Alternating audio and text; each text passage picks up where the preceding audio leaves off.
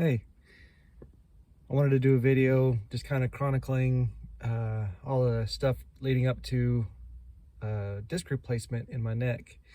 Because as soon as I found out I was going to have the surgery, the first thing I did was go to YouTube, which is where I go anytime I have questions on how to do things. And I watched a video of the surgery being performed. I think it was by the Texas Back Institute or something like that. If you look up cervical disc replacement, I think that's who it was, and I think it was Dr. Blumenthal. It was a great video. They edited it down to 10 minutes. The guy wears a GoPro while he's doing it, so you can see really well. It doesn't look too bad. I'm not a doctor, so I'm not going to give advice in this. This is the first time I've ever done a video blog type post. I'm not going to edit it. I'm too lazy, so whatever I get through in this take, that's what I'm going to post. So for those of you experiencing some of these symptoms, you can kind of know what to expect. And then I'll post again after my surgery, which is scheduled for 1 week from now. I always wondered why people do these videos in their car. And then I realized this is the only time I'm by myself where it's quiet. Just got done getting my labs done here at the hospital. So I'm in the parking lot. I don't have my kids climbing all over me. So 5 years ago was the first time I pinched a nerve in my neck. Did some physical therapy and it cleared up. And so I was happy with it. And then this summer I did a long road trip, and right after it had the same issue again. And I just did physical therapy from home and got some muscle relaxers, and that took care of it. But I never got the feeling back in my left index finger. So it stayed numb because I had nerve pain and tingling.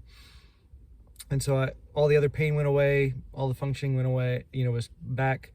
But the left index finger stayed numb. And then just a couple months ago, so about 3 months after those symptoms had all cleared up, I did it again, and it was bad. Neck stiffness, muscle, my traps being tight, pain down between the shoulder blades even. Sleep, for those of you who are going through it, you can't sleep, you don't sleep.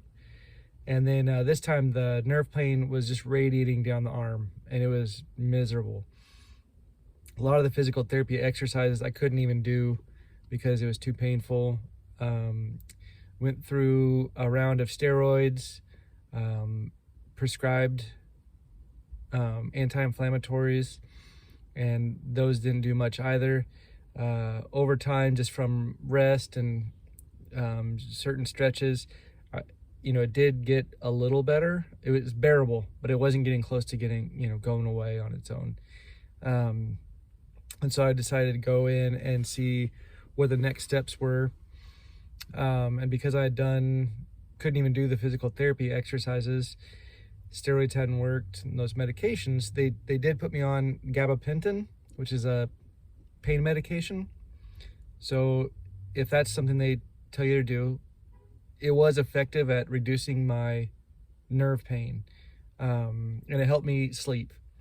Because before then, I would have to situate my pillows a certain way, and I'd still get wake myself up hour and a half, 2 hours in, and have to do some stretches or get into child's pose if you do yoga, and I'd have to do that to get pressure off the nerve for long enough for me to kind of have some relief, go back to sleep. It was miserable. And then I was, snappy with my kids and everything else. It's not a good place to be. You're already in pain. Now you're in pain without much sleep. So the gabapentin did help with that. But also the gabapentin makes you feel really groggy, I felt anyways. It affects everyone a little different. So it's hard because I was trying to work during all of this. I work in the schools. I don't have to sit down for too long. I did have some meetings, so I just would make it awkward by standing up and do my computer work standing up too, because I could walk and I was fine. Walking was the best activity for me. Sitting was miserable. Laying down, I had to be situated a certain way. So the gabapentin helped with that, but it made me so foggy that it was harder to function. And then we just had our Christmas break.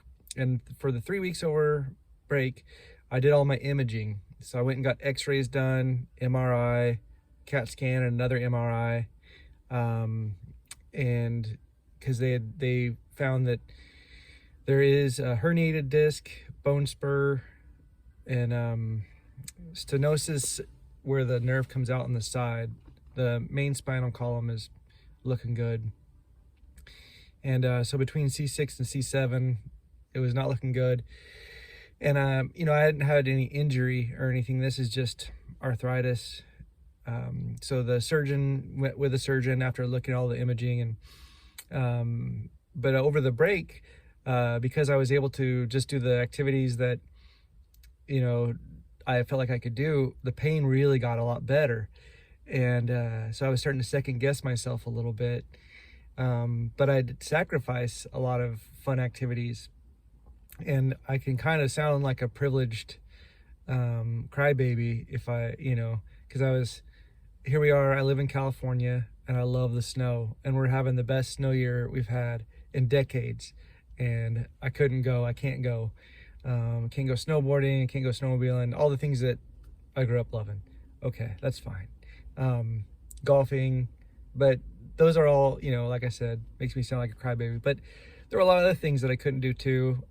Anything looking down for very long was hard. So things like doing the dishes or folding laundry, sweeping, those were all tough. And that now makes it to where my wife was having to work extra hard. I would do some of those things, but I could only do them for short spurts, and then I'd go relax and then come back to them, short spurts. But over the break, it did get a lot better, which I was thankful for. And so I did start second guessing, but I did go to the surgeon, and they, offered all the things I'd already tried. The only thing I did not try was they offered an injection, and my wife talked me out of it because it's just pain management. Now, in some cases that can help you relax, like because my shoulders were always up and everything was always tight. It can help you relax and help things heal.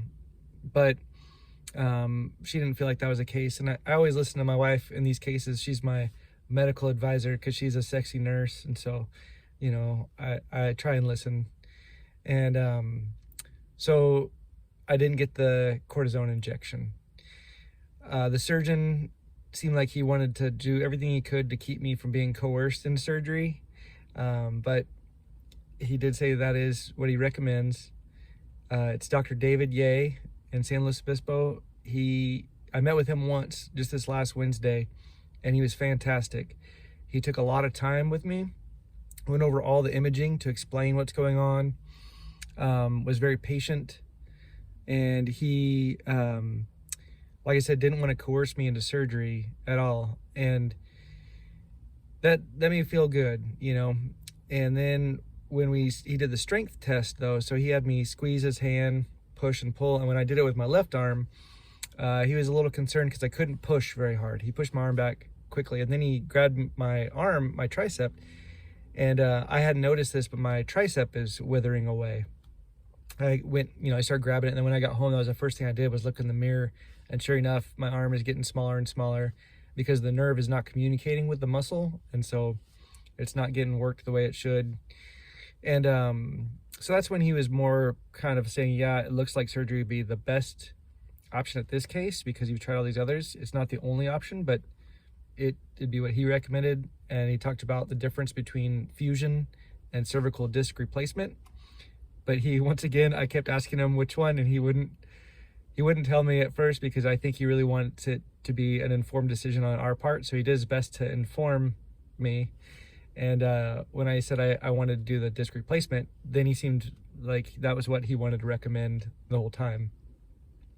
And part of the reason why is because doing the imaging, it looks like I'm going to need another one of these surgeries in the future. And with a fusion, you lose some movement. And so if you're going to have multiple, then you're going to lose a lot of movement in your neck. And so the cervical disc replacement looked like the better option for me right now. So that's what we're opting for. You can go check that out. Like I said, they go in from the front. You can go watch that video. I thought it was really helpful. Seemed like there was some other stuff I wanted to say.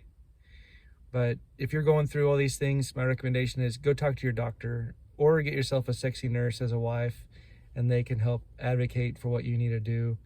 and just know that there's relief out there. I'm gonna follow up next Monday is my surgery, and I'll try and do another one of these shortly after the surgery, and then maybe a week after that, just kind of give updates. But yeah, it's not worth going through all that pain. It's a lot of pain. All right, good luck to you.